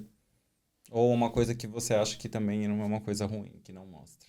Eu, por exemplo, eu vejo essa mudança de vistos uma coisa péssima, tá? Eles acabam muito com sonhos. É vendido pra gente, né, que começa lá. Eu me sinto muito privilegiado, porque eu vim numa época que o visto ainda estava muito acessível. Eu tive a facilidade de ter casado com um australiano, então, para mim, eu passei na frente, né, também de muita gente em questão a visto, né, porque você não teve que aplicar 3 mil tipos de visto, muda para um lugar, não sei o quê, eu fiquei onde eu queria ter ficado. Mas eles não mostram, por exemplo, que é difícil, né? É vendido pra gente que é um sonho, né? Um sonho australiano. E que às vezes é fácil, né? Não, e não é, né? Eles acabaram de mudar leis agora, assim, por exemplo, que antes você podia aplicar o graduate, né? Que é aquele visto que você estuda e depois você aplica para trabalhar e aí depois você aplica o PR. Agora até 35 anos, né? E assim, quem que... Né? A gente sabe que a gente tem que ralar pelo menos uns 7, 8 anos depois dos 20 anos para você juntar um dinheiro para depois você se planejar. Isso se você ainda for inteligente ao ponto de ter essa compreensão sua. Sim. Você fala assim, não, eu preciso sair, eu quero sair, então eu tenho que sair agora. Mas tem muita gente que sai tarde, né? Não é que sai tarde, mas sai no momento que estava propício a sair. Que foi possível, né? Exato, né? Cada um na sua consciência. O que você acha, por exemplo, que é um belo tabu que deveria ser falado aqui? Que vai vir pra cá e ganhar muito dinheiro, né? Gente, não. Né? Eu acho que o custo de vida aqui ele é muito alto. A gente fala assim, mas ganha em dólar. Mas a gente não pode comparar com o Brasil, né? A gente ganha em dólar, mas gasta em dólar. Eu acho que o custo de vida aqui ele é muito alto, principalmente questão de comida. Eu acho que essa questão da imigração em si, eu acho que poderia ser analisada de uma maneira menos impessoal. Por exemplo, eu acho que poderia ser analisado de uma maneira o que aquela pessoa faz para melhorar a sociedade como um todo. E não ser às vezes tem umas pessoas que a gente fala assim, cara, o que essa pessoa fez para ser tão fácil, às vezes, ou para ser tão difícil para a vida dela. Tem casos que a gente sabe aí, inúmeros casos que a pessoa lutou, conseguiu, fez tudo que era certo e às vezes não manda. Às vezes poderia ser analisado de uma maneira menos impessoal e dizer assim, menos robotizada, eu digo, né? E dizer assim, vamos pegar esse caso que vamos analisar. Fez, tá aqui há tanto tempo, 10 anos, 15 anos, não conseguiu ainda. Vamos dar uma facilitada para a vida dessa pessoa que ela quer realmente estar aqui, porque 15 anos da vida já significa que tu já faz parte da sociedade aqui, já sabe como é que funciona a cidade. Exatamente. Já mudou a tua vida de um tanto que se tu for voltar para a tua vida no Brasil, lá tu vai estar completamente fora. Nossa, muito. Eu me sinto muito patinho quando eu vou. Então, analisa caso a caso, sabe? E isso talvez não seja... sei lá, não vou ser eu que vou mudar a imigração, mas é uma maneira que eu acho que poderia ser mais humanizado esse tipo de situação, entendeu? Sim. De ter mais pessoas trabalhando nesse sentido, assim, vamos analisar melhor esse caso. Exatamente. Principalmente quem tem filho. Nossa, gente, é um rolê. E talvez seja dito para a pessoa que está chegando e dizer assim, olha, tu vai passar por uma situação que não vai ser humanizado. Entendeu? Exato. Vai ser tratado como um número. Exato. E é um número, né? Gente. Não, e é número monetário. É número principalmente monetário, né? O que tu pode fazer, o que tu não pode fazer. Enfim, eu acho que deveria ser trazido isso à tona, que fica meio que nas entrelinhas, que só quem tá aqui sabe como é que funciona. Com certeza. Vamos às perguntas? A galera se empolgou bastante. Agradeço muito o engajamento de vocês que fizeram aqui isso acontecer. Perguntando aqui, primeira pergunta, o que significa alimentar os orixás? Como isso deve ser feito? Essa é uma prática do candomblé. Tá, então é uma prática. Tudo bem. Uma prática. O Cebolinha veio aqui agora. Incorporei o Cebolinha. Veio do nada. É uma prática que vem do candomblé, onde existem as feituras dos orixás. Aí é um assunto que eu não vou me aprofundar muito, porque eu não sou especialista nisso, mas existem as obrigações que são feitas para os orixás. E aí pode ser que tenha o sacrifício animal, que é ritualístico, não é aquele negócio que a gente se coloca nas esquinas, não é nada disso. Vale a pena estudar sobre isso, porque o candomblé é uma religião linda, tem esse fundamento que não tem na Umbanda do sacrifício animal, mas o sacrifício animal, tudo que é utilizado do animal, tudo que vem do animal, né, que é provido do animal, é utilizado para comida depois. Então, quem come um frango, alguém matou o frango. Não significa que seja no candomblé. Entendeu? O que eu quero dizer, a pessoa que faz uso de carne no seu dia normalmente, ela faz uso de um animal. Então, normalmente, até onde eu sei do candomblé, o animal que é utilizado para aquele sacrifício, ele é utilizado depois durante uma festa para comida. Entendeu? Mas quem trabalha mais no candomblé que poderia falar mais especificamente sobre isso. Não vou me aprofundar muito, porque talvez eu vá começar a falar besteira e vou falar coisa que não é verdade. Não, acontece. Mas essa questão de alimentar o orixá e como é que é feito, aí vem deles mesmo. Então, melhor eu não me aprofundar muito nisso. Eu acho que a outra pergunta responde muito o que você está falando. É possível incorporar orixás? Já ouvi muitos dizer sim e que não. Gente, daí é candomblé. Na Umbanda a gente trabalha... isso aí vem do candomblé também. Na Umbanda a gente trabalha com os trabalhadores, né? Que trabalham nas linhas dos orixás. Então a gente vai trabalhar com preto velho, com caboclo, com os erês, que são as crianças, com cigano, com exu, com pombagira, com baiano, com os malandros, enfim. E aí vai. Arrasou. Por que você acha que a Umbanda é tão descriminalizada? Por ser uma religião de matriz afro? Infelizmente, né, no Brasil, tudo que vem do negro é descriminalizado, né? Então, lá nos primórdios, que a base da Umbanda veio lá dos escravos, de uma sociedade pobre que frequentava também. Então, ela vem com essa questão de que... E também por não ser, né, apesar de ter o sincretismo religioso, de não ser uma coisa católica. Tudo que não é do catolicismo, ou hoje em dia mais das igrejas neopentecostais, tudo do diabo. Então, né, além de ser associado ao negro, ao pobre, e não ter aquela questão de que, porque tem Jesus como seu salvador, merece ser descriminalizado, né? Então, o berço dessa discriminação toda vem dessas questões. Infelizmente. Como a Umbanda Austrália percebe os fundamentos sobre a doutrinação? Doutrinação qual? Doutrinação. Não ficou clara essa pergunta, assim. Você acha que... Eu acho que eu entendi em partes, né? Como que você... Acho que, de repente, pela parte dos estudos, de repente, pode ser isso? Bruno, eu também não entendi. Bom, se ele não entendeu, eu não sei. Doutrinação, qual doutrinação? Eu não entendo também. Ai, Bruno, você vai ter que mandar outro. Tem a doutrinação, né?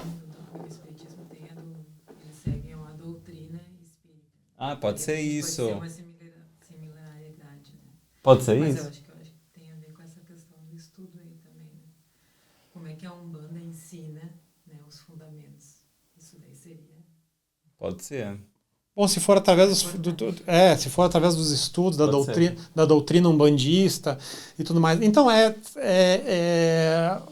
além da parte teórica, a gente tem muita questão de questões morais, de questão de o que tu está fazendo para melhorar enquanto pessoa, para ajudar pessoas que são mais necessitadas. Às vezes, não se precisa... praticar Umbanda não significa só fazer dentro do terreiro. Na verdade, praticar a caridade, ela é feita não só dentro da Umbanda. Uhum. Existem outras religiões e não religiosos que fazem a caridade, né? Todo mundo gostaria de botar o branco do terreiro e receber sua entidade, mas quem é que vai num hospital, num asilo, oferecer uma hora da sua semana, por exemplo, para dar um abraço numa pessoa que está precisando realmente? Contar uma história. E eles têm, tá? Ele tem esse voluntariado, tá? E uma coisa importante a dizer também é que a Umbanda não tem um livro sagrado como base, né? A gente tem os livros doutrinários, aí vai depender de qual vertente da Umbanda que a gente segue, porém, a gente tem o livro que a gente se baseia, que é aquele livro que realmente é escrito por Deus, que é a natureza. Olha. Né? Então... se Deus escrever um livro e ele continua escrevendo o livro, é a natureza. Então a gente olha para a natureza como casa dos orixás, como forças divinas, e toda vez que a gente muda o que Deus escreve, ou seja, aquele ambiente, daquele habitat natural da natureza, alguma coisa de ruim acontece. Então quanto menos a gente interferir no livro de Deus, melhor é. Tanto é que isso é verdade, que o que a gente faz quando a gente quer se acalmar, ou que a gente quer relaxar, ou que a gente quer se desestressar da nossa vida cotidiana. O que a gente faz? Deixa a tecnologia de lado e vai botar o pé na grama. Sim. Vai entrar em contato. Vai entrar em contato com a natureza. Qual é o sonho de férias de todo mundo? Ficar na beira da praia, relaxando, com o seu sol, com a sua água, o mais relax possível, em contato com a natureza. Quem é que tira férias e vai para o centro da cidade? Não. Né? Então, o que a gente faz? Nesse momento, a gente vai encontrar Deus na natureza, onde a gente vai voltar a ser o que a gente sempre foi, elemento dela. Então a Umbanda tem essa doutrinação nesse sentido. Vamos ser parte desse ambiente que a gente faz, aonde Deus se manifesta, que é a partir da natureza. Mais a gente segue as leis naturais, mais a gente está seguindo a Umbanda, no caso. Sim, também mais acho. A gente interfere, mais longe a gente está de Deus. É a nossa filosofia da Umbanda. Isso aí. Vamos lá, temos mais. Essa é uma polêmica, hein? Motivo da escolha do horário da gira. Nada mais é do que fisicamente falando, porque a gente tem um horário para começar e um horário para terminar. Não existe... Eu criei todo um mistério no começo lá, justamente para falar isso. Cada casa é uma casa. Tem casas que começam às 8h30 da noite, tem casas que começam às 9, tem casas que começam às 10 da noite, tem casas que começam às 6 da tarde, tem casas que começam Não interessa qual é a hora que começa. O importante é ter a regularidade. Porque o plano espiritual também se ajeita para que aquela gira aconteça naquele horário. Então, na nossa casa começa às 7h30 da noite, justamente porque a gente tem um horário para começar aquele espaço e um horário para terminar. Né? Nada mais é do que isso. É uma maneira que a gente encaixa a nossa agenda conforme o nosso espaço e, obviamente, o plano espiritual também, devido à regularidade do local, faz com que a coisa aconteça. Arrasou. Uma pergunta aqui, tá falando assim, como a Umbanda a Umbanda Austrália inclui frequentadores que não falam português durante as consultas espirituais? Até você falou um pouco disso. Eu falei né? um pouco sobre isso, né? A gente utiliza o Cambone, que é o ajudante da noite lá, para fazer a tradução simultânea. Né? E lembrando que a Umbanda não traz nenhum tipo de milagre, né? A gente vai lá, a gente orienta dentro do possível, e a inclusão que a gente tem é essa. A gente teve, inclusive, um médium que era brasileiro, desculpa, brasileiro não, australiano. Ele conheceu a Umbanda na Europa, lá se apaixonou, veio para cá, soube que tinha Umbanda aqui em Perth, veio para cá, a família dele é daqui, enfim. Ele estudou, ele começou a aprender bastante português e ele chegou a receber a entidade, recebeu um preto velho, recebeu o caboclo, que falava metade português, metade inglês ali. Olha! Mas foi muito legal participar, ter ele na nossa corrente, né? Ele teve que se mudar, enfim. Mas a gente abraça todo mundo. Também tiveram pessoas de outras religiões que não são brasileiras, né? Teve uma muçulmana que frequentou, teve uma espiritualista que trabalhava aqui em Perth, que também frequentou a nossa casa, achou muito legal e tudo mais. Enfim, a Umbanda, como eu falei no começo, a Umbanda não pergunta qual é a tua crença, qual é a tua classe social, qual é a tua preferência sexual. Ela, com certeza, o que ela vai te perguntar é como é que eu posso te ajudar. Exatamente, é sobre isso. Acho que todas as religiões deveriam ser assim. E a linguagem não vai ser uma barreira. Não, jamais. Aqui, mais 800 perguntas aqui. A Alice mandou, a Alice estava empolgada. Como uma pessoa que pode descobrir se tem mediunidade, quais são os primeiros sinais? Como eu falei lá no começo, o que aconteceu comigo, né? Bate aquele sininho e é aquela força que te empurra que tu não sabe de onde é que vem. Eu preciso fazer alguma coisa, eu preciso estar em contato com alguma coisa. É aquela busca por alguma coisa que a gente não sabe o que é. Uhum. Isso aí é o plano espiritual nos empurrando. E vamos passar por aquele processo assim, o que eu faço agora? Eu preciso fazer alguma coisa. Né? E talvez encontre oportunidade na Umbanda, talvez encontre oportunidade num centro espírita, talvez encontre oportunidade num culto religioso qualquer, e às vezes nem no culto religioso precisa ser. Existem pessoas que são médiums e que são ateus. Olha. Entendeu? Porque a mediunidade é uma maneira de praticar a espiritualidade, não a religiosidade. São duas coisas completamente diferentes. Olha. Entendeu? Então, é a espiritualidade te empurrando para fazer alguma coisa. Quer fazer alguma coisa? Quer ser efetivamente ativo na espiritualidade ou na caridade, ou qualquer coisa que seja? Quer fazer alguma coisa? É aquilo que eu falei. Vamos no hospital, vamos contar uma história para um velhinho? Vamos abraçar uma criança que está com câncer? Vamos trazer um pouco de alívio para a dor de uma pessoa? Vamos fazer uma marmita para distribuir para pessoas? Vamos distribuir cobertores para pessoas que estão precisando de ajuda? Vamos fazer alguma coisa pelo social? Isso é despertar, é fazer a caridade de verdade. Né? Então, é legal estar no terreiro para fazer, puxando brasa para minha sardinha agora, é legal estar no terreiro desenvolvendo a sua mediunidade para incorporação e tudo mais, mas vamos fazer isso de forma mais efetiva. Sim, por favor, né, gente? Oferta eficaz. Aqui, outra pergunta da Alice. Qual o processo de desenvolvimento da mediunidade na Umbanda e como ele é orientado? Boa pergunta. É aquilo que eu falei, a gente vai passar pelo processo de estudo da parte teórica, aliado à parte prática, e tendo em contato ali, vamos fazer as suas firmezas em casa. Firmezas, o que é? Vamos acender uma vela, fazer uma oração, ficar em concentração. Tanto que a primeira aula, a primeira tarefa de casa, na verdade, que a gente dá nas aulas vamos fazer meditação? Vamos fazer uma meditação? Se a pessoa não conseguir parar e estar em contato consigo própria, ela não vai, muitas vezes, não ter contato com a espiritualidade. Então, ela precisa se conhecer. Primeiro passo, meditação, autoconhecimento. O que eu tenho de bom para oferecer? O que eu tenho de bom para melhorar? O que eu preciso melhorar? O que eu preciso aprender de mim mesmo? Então, esse vai ser o primeiro passo do desenvolvimento mediúnico. É muito louco isso que você está falando da meditação, porque eu não sou uma pessoa de meditar muito. Eu medito pouco. Tipo, 1 minuto, 2 minutos.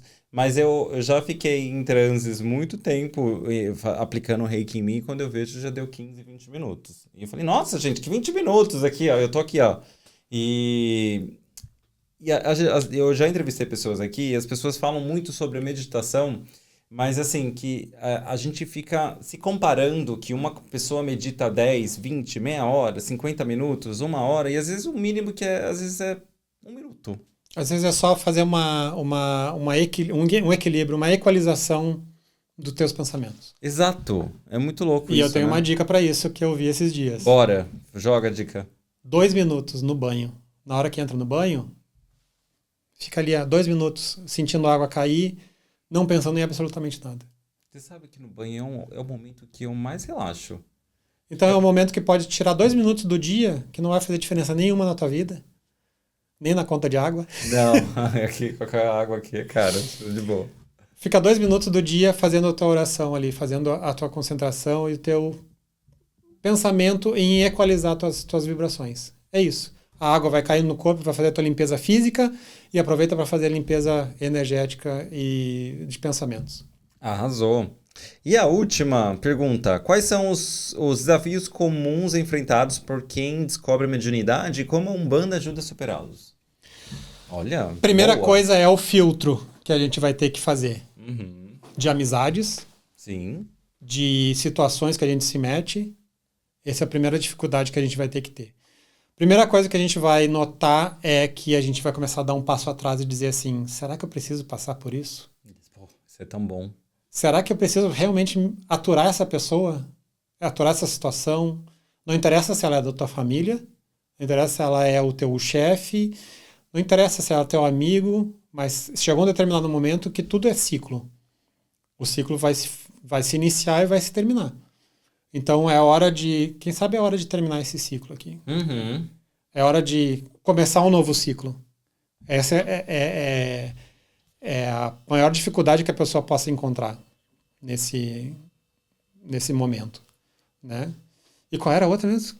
E é sobre, aqui, ó, quais são os desafios comuns enfrentados por quem descobre a mediunidade e como a Umbanda ajuda a superá-los? Se autoconhecendo. Se Né? autoconhecer. A Umbanda ajuda a se autoconhecer, a saber esperar, saber dar fim nos ciclos, iniciar novos ciclos e saber que a vida é feita de ciclos. Botar um grounded, né? Na É. situação e falar, quem é você, amigo? Vai, você A volta. pessoa hoje já é diferente da de ontem. Com certeza. Né? Hoje eu sou diferente da de ontem. Então, a gente está em constante evolução. Assim é a vida. Assim, só não evolui quem Não quer. não quer e quem não se dá conta disso, na verdade. É muito louco. Né? Nossa, que louco isso. Vamos ao bate-bola. Como você se vê, né? Vocês, Umbanda Austrália, vê daqui 5 anos. 5 anos é ali, né? É ali. É difícil de prever o que vai acontecer, mas eu gostaria de que a gente tivesse um centro próprio, um espaço próprio, na verdade, um lugar onde a gente possa ter o nosso terreiro lá, né, firmado e com tudo que a gente tem que fazer.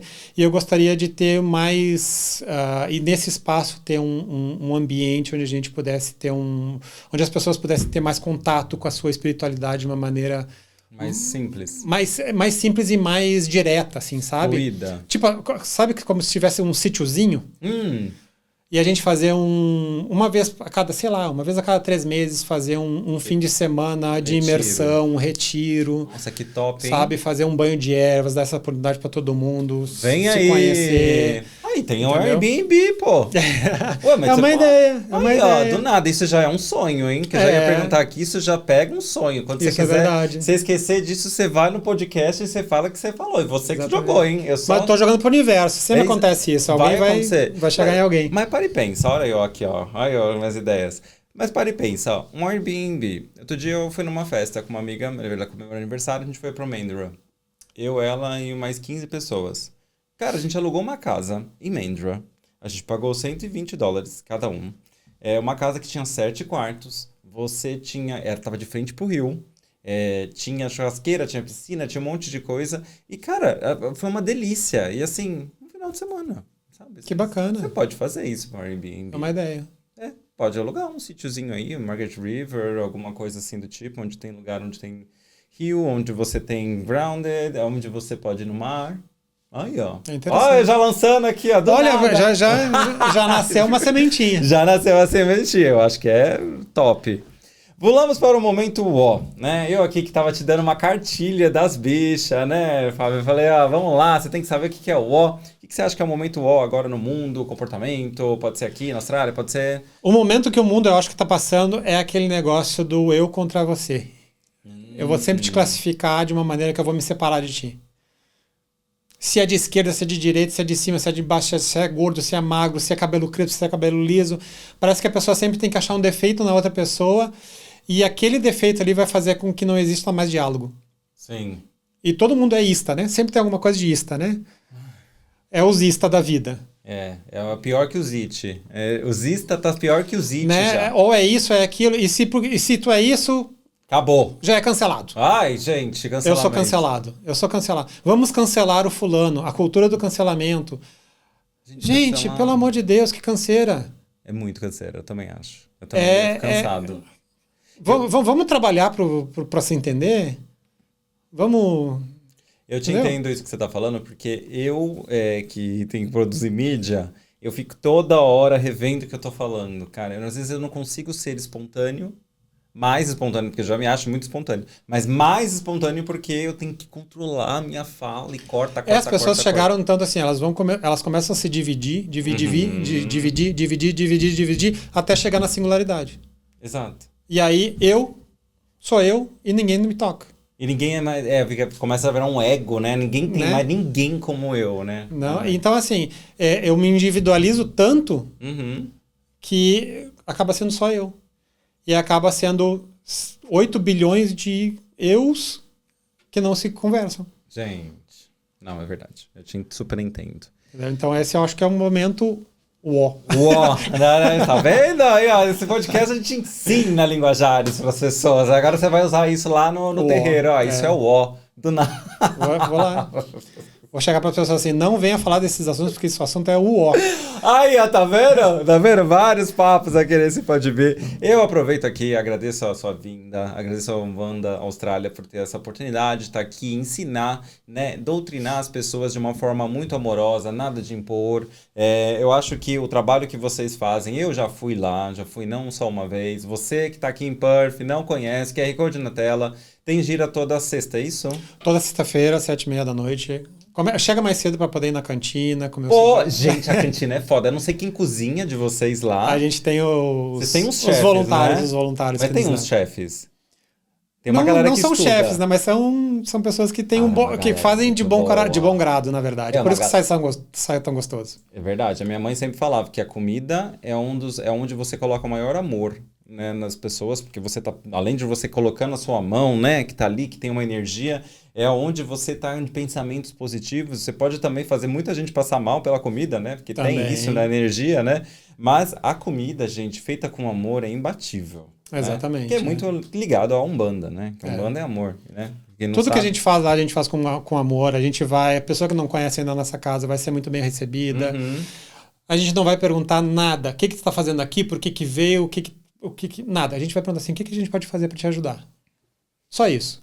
Eu vim aqui para conhecer. Ótimo, parabéns, obrigado por ter vindo, obrigado por ter aberto o coração, obrigado por estar aqui nos dando essa oportunidade de nos conhecer. Né? E, enfim, é isso. Assim, a pessoa que tem medo, não precisa ter medo. Não vai receber santo na assistência, não vai ficar batendo lá. A gente não deixa o cabrito berrar lá quando a gente mata ele. Não, tô brincando. Não existe isso. Não precisa pagar, isso é importante dizer. Pô, gente, né? Oi. Não tem dízimo, né? Não tem dízimo, não tem essa obrigação, não tem nada disso. É óbvio que a gente tem os nossos custos de local lá no lugar, o que a gente supre pela mensalidade que os médiuns ajudam e com a cantina. Então, por isso que existe a cantina, para a gente ter esse pagamento, né? Essa ajuda, na verdade, né? É porque o governo vai chegar lá e falar assim, então, você quer alugar lugar? Então então tem que pagar. Exatamente, não Moeda existe. De troca. Né? Então é isso, assim, Por que a pessoa não vai lá? Se não é só pelo próprio preconceito. Entendeu? Então deixa o preconceito de lado, vai lá nos conhecer, vai lá rezar. E tem uma coisa muito bonita na Umbanda, que existe um ditado que diz que nenhuma outra religião tu pega na mão de Deus para conversar. O que é a mão de Deus? É a entidade que está lá manifestada. Isso é verdade? Isso Entendeu? é verdade? Olha, isso é um gancho, hein? Então, Achei assim, importante. o que os pretos velhos nos ensinam, né? Que ninguém é tão importante que não tem que se ajoelhar para conversar com a gente. Exatamente. Né? Então, a gente vai ter que sentar no chão, a gente vai ter que se ajoelhar para conversar com o preto velho. E qual é a primeira coisa que o preto velho faz? Ele te dá um abraço. Ele te pega nas mãos e pergunta: o que eu posso te ajudar? O caboclo te dá um abraço, pergunta o que pode ajudar. Entendeu? Então, é isso, assim, é isso que a gente faz. A gente chega lá e o que a gente pode ajudar? E a pessoa vai chegar lá, eu quero fazer tal coisa. Não, mas a gente não vai fazer isso aí, mas a gente vai fazer alguma outra coisa para te ajudar a entender o porquê que tu tem que chegar nesse momento. Arrasou. Entendeu? Então, quem não conhece ainda está perdendo tempo. Isso Tá perdendo. E aquele negócio, cuidado ao chegar lá, porque vai chegar lá e vai se apaixonar. Exato. Só esse é o único problema. Esse é o único problema que vai ter. Exatamente. Eu falo pra você, eu só não vou mais devido à minha escala de folga, que é à tarde, muitos deles, e eles me colocam sempre de sexta, de sábado. Mas essa sexta agora, vocês vão ter gira? Não, essa sexta agora a gente vai ter trabalho interno, que é, na verdade, aulas para quem está lá já há bastante tempo. Vamos tirar dúvidas. Não, mas é e tudo importante, mais. a galera tem que estudar. Exatamente. Então não é porque acabou o curso de estudos que... Não, a Umbanda é uma coisa que é estudo constante. Sim. Eu estou o tempo todo estudando, eu estou o tempo todo aprendendo coisas novas.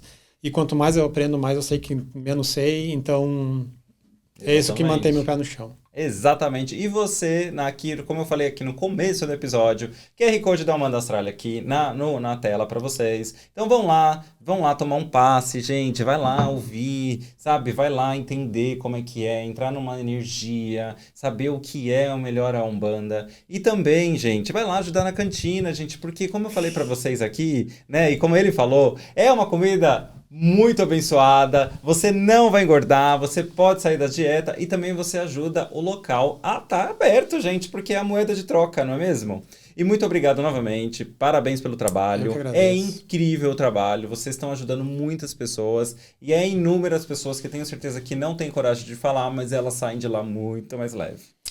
Esse é o objetivo é sair de lá melhor do que chegou. Mas não tem, gente, voltando, tá? Não tem entidade do visto. Parou. Esse é o filtro primeiro aqui desse podcast. Não tem o caboclo da imigração. Não tem o preto velho casamenteiro. Parou. É isso, gente. Um beijo pra vocês e até mais. Obrigado por ter vindo. Obrigado.